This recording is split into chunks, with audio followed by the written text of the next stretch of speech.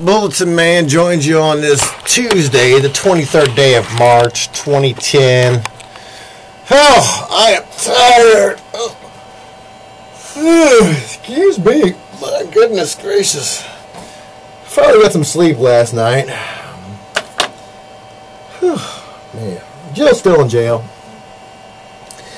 You know, her sitting in jail this week has cost you, the taxpayers of Jefferson County, roughly about $50 a day. So that's $350 for the last week because of Judge Nathan Stewart enforced Wegge's personal vendetta against the American people. And you know, they hate the administration of justice.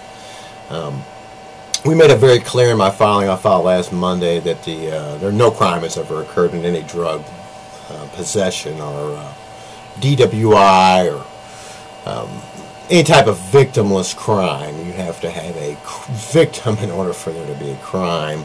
Anything other than that is called extortion, and that's what goes on daily at the courthouse in Hellsboro.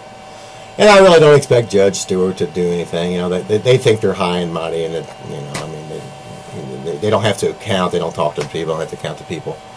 But my message is not for Judge Stewart or any other 14 judges over there who, by the way, all Democrats. 44 of the 45 people elected in office in Jefferson County are Democrats. And just remember that. Those are the people that brought you the health care reform, which now it's not health care, it's health control, and it's going to, they're out to kill you. You realize that, don't you? Have you seen the leader lately? You know, like 5 pages of obituaries. 5 years ago, you might have seen 1 or 2 pages. So, you know, they are out to kill you. I appeal to the employees of the judicial system, the courthouse. First of all, I appeal to the employees of the jail. I understand that they let Jill finally take a shower after 5 days, and it was like a peep show. Everybody kind of gathered around to watch her take a shower. And if you haven't seen Jill, Jill's a nice-looking lady, and so, you know, and I called over there to the jail, and Tommy's on vacation again. He was off last week as well, but I think it was for a funeral. But Tommy was on the way to the airport, and I thought about calling the TSA and saying he was a terrorist. I didn't, Tommy, man. I let you be there. Hopefully you got on your plane all right. But, you know what, if you cannot, I know we all need a job, but if you have to make a living oppressing your fellow Americans, then you really need to find other work. You really do. My appeal is to the folks at the courthouse, just the general lay people. Your bosses in that facility have put you all in great peril. Bulletin Man is just, I'm at war with you, I really am, but it's a war of words for now, and hopefully we can keep it that way, and it will be as long as you don't try to come after me, you know, try to arrest me. I'm purely in a defensive posture right now. Because, you know, vengeance is mine, saith the Lord, he will repay, and over the years he has, so I have to hold my peace and let the Lord fight my battles, and I know that victory shall be mine. I'm not a very patient person, Bulletin Man. I think you've seen maybe perhaps the patience of Bulletin Man on the YouTube. But my message today is to the people who work at the courthouse. You are in deep, big trouble, okay? The people you work for are oppressors. They are traitors to this republic. They all take an oath. None of them uphold it. They regularly, on a consistent and constant basis, screw over at least 10,000 people a year.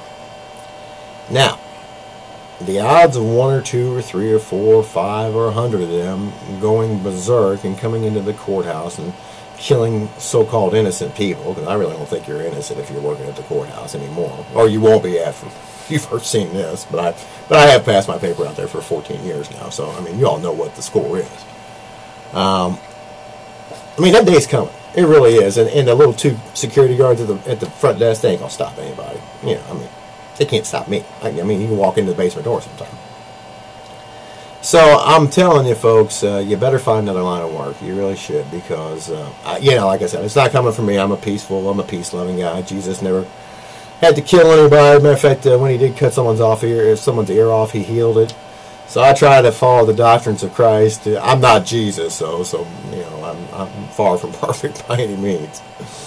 but has a friend of the court and has a friend of the court employees, your friend is telling you to find another line of work, folks, because the stubbornness of the judges is going to get you killed. It's going to get you hurt. It's going to get your family in a position to where they're going to be harmed because they're going to lose their mother or their father who makes a living oppressing his fellow Americans, or her fellow Americans. So I just ask you all, if you do work in the courthouse, to find another line of work, resign, quit. You can probably get unemployment for a little while, because the whole system's going to go down. The system has failed. It's just a matter of time because there are so many Nazis out there. And what I mean, I'm not talking Nazi like N-A-Z-I. I'm talking N-O-T-S-E-E. Nazi. They don't see what's going on. Chris Costner, the Attorney General, oh, he's a Nazi.